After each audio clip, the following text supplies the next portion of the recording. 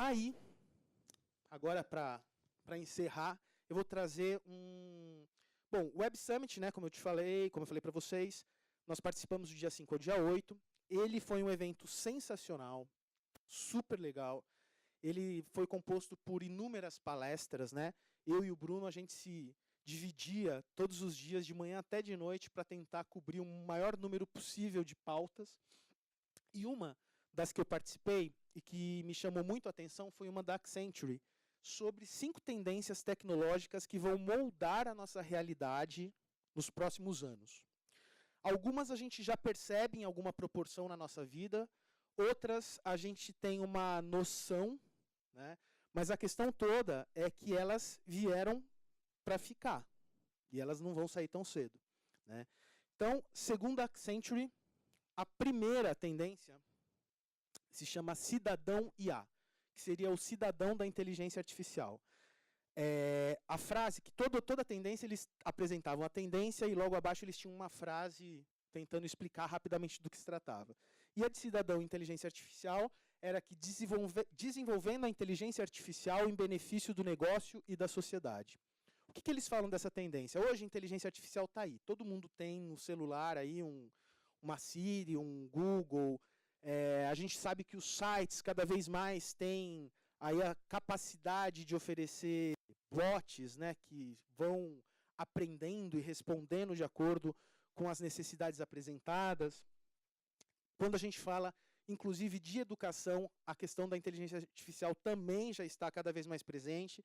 Nós temos já um cliente que tem uma solução de bot na plataforma, né, e esse bot ele vai ficando mais inteligente ao longo do tempo, né?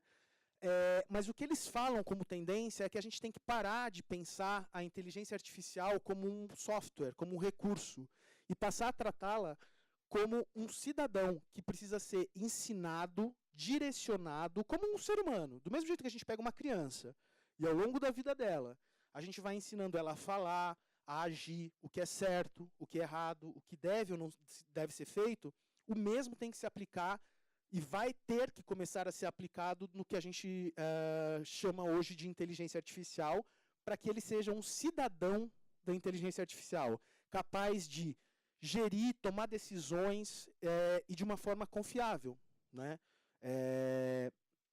Por exemplo, quando a gente fala dos carros autônomos, né? Sensacional. Quem não quer entrar no carro, pegar uma revista e ler? Só que aí a gente vira e mexe e vê uma notícia que deu ruim, né? Tipo, às vezes mais, às vezes menos, mas assim, isso significa o quê? Que é um processo. A inteligência artificial está num processo. E é isso que eles falam. Você tem que chegar num ponto em que você tenha total confiança nessa inteligência para você realmente conseguir tirar o melhor proveito dela, né? A segunda tendência é o que eles estão chamando de realidade estendida. É o fim das distâncias. Realidade virtual e realidade aumentada, todo mundo já sabe o que é, né? Realidade estendida é a junção das duas, para o fim das distâncias. E a gente vê muito VR, né, para falar de realidade virtual, AR para realidade aumentada, e a realidade estendida, eles usam a sigla XR. Né? Então, quando vocês virem XR, é Extended Reality, que é a realidade estendida que estão se falando.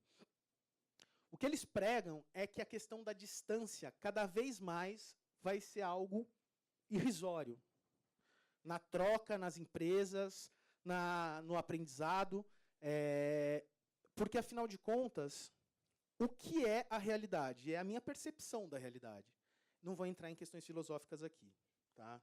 Não é aula de filosofia. É só para... né, a gente ter esse ponto. Assim, o que é realidade? A realidade é a minha percepção. Né? Se eu estou efetivamente tendo uma reunião, sentado na mesa, conversando ou fazendo uma apresentação para vocês, ou se eu estou com um óculos no qual eu consigo interagir, perceber o que está sendo falado, perceber o que está sendo feito, qual é a grande diferença? Nenhuma. E cada vez isso vai acontecer numa proporção maior. Né? Hoje a gente vê algumas aplicações de VR no nosso dia a dia, muito direcionadas até para onboarding, a gente vai falar sobre onboarding depois, mas assim, é justamente essa questão de proporcionar uma imersão ou uma vivência num ambiente onde você não está, mas que você, né, não tem como ir até lá. Por exemplo, uma fábrica, uma visita a um outro país, e isso a gente aplica bastante. O que a gente vê quando a gente olha para a realidade estendida é que a gente vai tirar o foco um pouco do formato, é virtual ou aumentado, para a solução, que é reduzir a distância, é mudar a experiência e a percepção das pessoas. Então, a gente tem essa mudança, porque isso amplia muito o nosso repertório. A gente hoje tem realidade virtual e realidade aumentada, mas podem ver outras soluções aí que vão fazer parte dessa expansão da nossa percepção do que está sem dúvida. Conosco ou não, onde a gente está ou não. Mas especificamente sobre realidade virtual, eu vou trazer alguns números um pouquinho antes da gente finalizar, que são bem legais também. A terceira tendência é a veracidade dos dados, né, que é a importância da confiança na integridade dos dados. 3 temas estiveram muito presentes no evento, no Web Summit como um todo, né? O primeiro foi diversidade, o segundo foi sustentabilidade, eu estou falando de um evento de tecnologia, tá? Então, sustentabilidade, diversidade, e o terceiro foi sobre o perigo das fake news, né? E aí eu acho que essa tendência faz conexão direta com isso, né? Cada vez mais nós precisamos de ferramentas e formas de garantir a veracidade dos dados. Por quê? Porque isso significa que se uma empresa, por exemplo, tomar alguma decisão baseada em dados não confiáveis ou não verídicos, ela pode ter um resultado catastrófico para aquela ação, para aquilo que ela pretende atingir. Isso na nossa vida também, né? Então, assim, eles apontam como a terceira tendência a necessidade de cada vez criarmos mais mecanismos para garantir a veracidade dos dados. O quarto é o negócios sem atrito. Parcerias baseadas em tecnologia digital, criando um ecossistema de negócio sem atrito. O sem atrito aqui não é sem embate, é no sentido de sem resistência, né, de você ser fluido, ser fácil, ser simples, né?